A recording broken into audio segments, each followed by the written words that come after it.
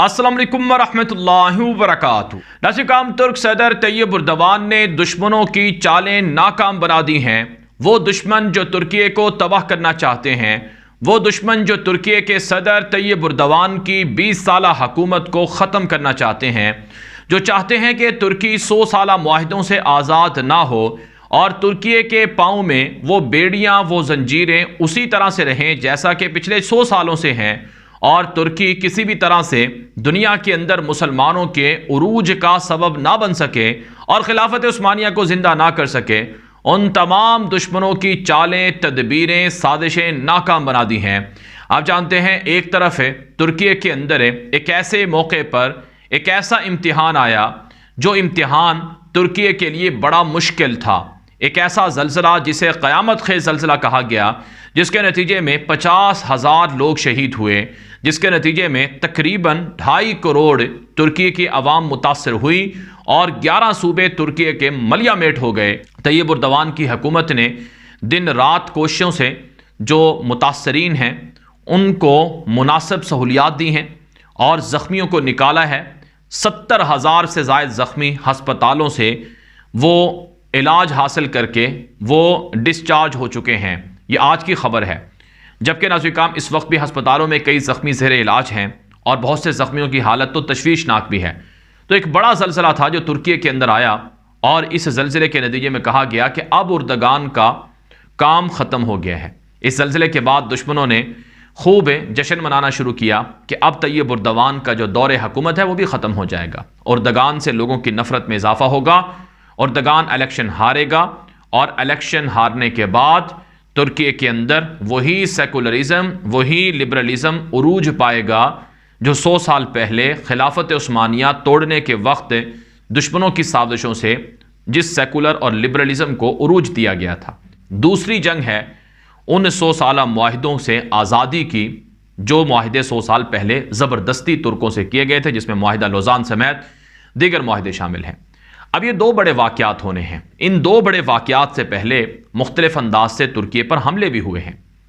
आपको मालूम है कि 3-4 महीने पहले इस्तंबुल के अंदर एक बड़ा धमाका हुआ और उस धमाके के बाद कई दीगर सूबों के कई दीगर शहरों के अंदर धमाकों की प्लानिंग थी जो पकड़ी गई। दाइश के और दीगर गैर मुल्की जासूस पकड़े गए जिन्होंने एतराफ़ किए। तकरीबन 2000 के करीब लोग पकड़े गए इंटेलिजेंस बेस ऑपरेशन में, जिन्होंने कहा कि हाँ, हमें बाहर से हुक्म मिला था कि हमने फ़लाँ जगह पर धमाके करवाने हैं। यहाँ तक कि उर्दगान को इलेक्शन कैंपेन से रोककर इलेक्शन में उर्दगान को हराना ये भी एक प्लान था, और इलेक्शन के अंदर उर्दगान को निशाना बनाना, हमला करवाना ये भी एक प्लान था। फिर कुर्द बागियों के ज़रिए से शाम और इराक़ की सरजमीन से तुर्कियों पर हमले करवाए गए, तुर्की के शहरों पर मिसाइल मारे गए ताकि तुर्की बदअमनी से दोचार हो जाए। तो ये सारे खुत्ते थे, ये सारे प्लान थे जो नाकाम हुए हैं। चुनांचे नाज़रीन, आज की बड़ी खबर तुर्की के हवाले से मेरे सामने है, जिसमें तुर्क हुकूमत ने और तुर्क फ़ौज ने यह ऐलान किया है कि वो दहशतगर्द जिसने इस्तंबुल के अंदर 3 महीने पहले एक बड़ा हमला किया था, जो मरकज़ी मुजरिम था, उसे तुर्क फ़ौज ने इंटेलिजेंस बेस ऑपरेशन के अंदर शुमाली शाम में मार डाला है। और शुमाली शाम के अंदर जो कुर्द बागियों की दहशतगर्द तंजीमें हैं जो तुर्की पर हमला कर रही हैं, उन्हें भी उड़ाना शुरू कर दिए हैं।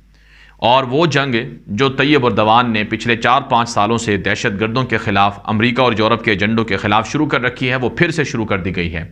अगरचे 20 दिन का गैप आया है, लेकिन फिर से वो जंग शुरू कर दी गई है, क्योंकि इस मुल्क और मिल्लत के लिए कभी भी खामोश नहीं रहा जाएगा। उन्होंने कहा कि अगरचे हम इम्तिहान से गुजरे हैं, तुर्क हुकूमत कहती है कि अगरचे हम इम्तिहान से गुजरे हैं, लेकिन इम्तिहान का मतलब ये नहीं कि हम अपने 20 साला जो कुर्बानियाँ हैं, ये जो सफ़र है, उसको रोक दें और दुश्मनों को कामयाब होने दें।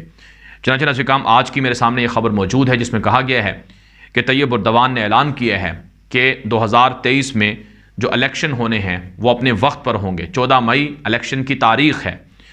तो जिन इलाकों में ज़ल्ज़ला आया उन इलाकों के 90% से ज़्यादा लोगों की राय ये है कि हम उर्दगान की कारकर्दगी से खुश हैं।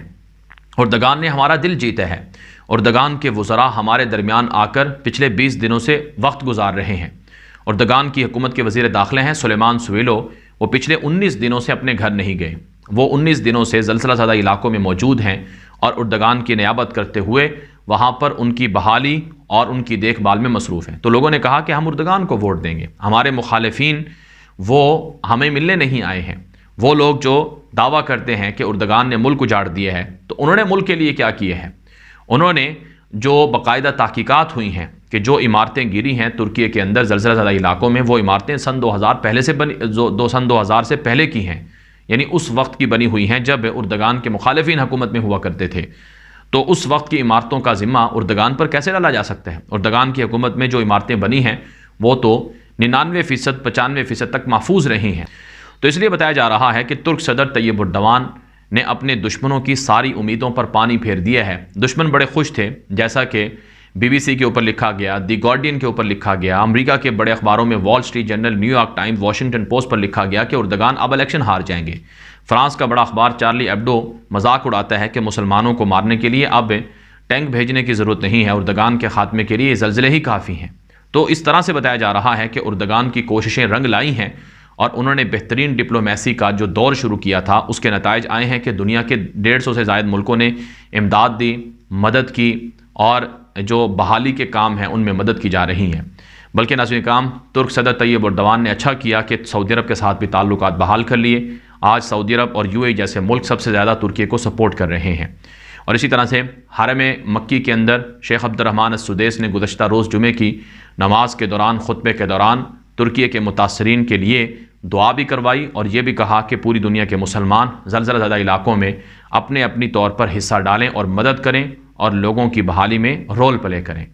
तो तुर्क सदर तैयब उर्दवान की बेहतरीन डिप्लोमेसी और बेहतरीन पॉलिसियों का नतीजा है कि यूरोप समेत मुख्तलिफ ममालिक भी अब तुर्की की खुलकर मदद कर रहे हैं। यहाँ तक कि यूनान के जो वज़ीर ख़ारजा हैं उन्होंने कहा कि हमने तुर्की के साथ जो मुश्किलात हैं, जो मामलात इख्तलाफी हैं, उनको हल करने की कोशिश की है और हम इस मुश्किल वक्त में तुर्की के साथ खड़े हुए हैं।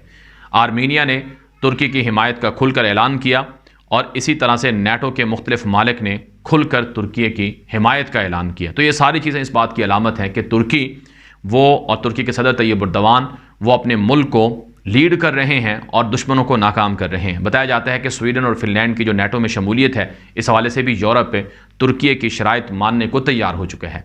ये अब तक की अहम तरीन डेवलपमेंट है जो आपके सामने तुर्की से रखी गई हैं। मजीद इस तरह की मालूमात और ख़बरों के लिए आप हमारा YouTube चैनल है उसे खुद भी फॉलो कर लें, दोस्तों के साथ भी नशर कर लें। इजाज़त दीजिए। अस्सलामु अलैकुम व रहमतुल्लाहि व बरकातहू।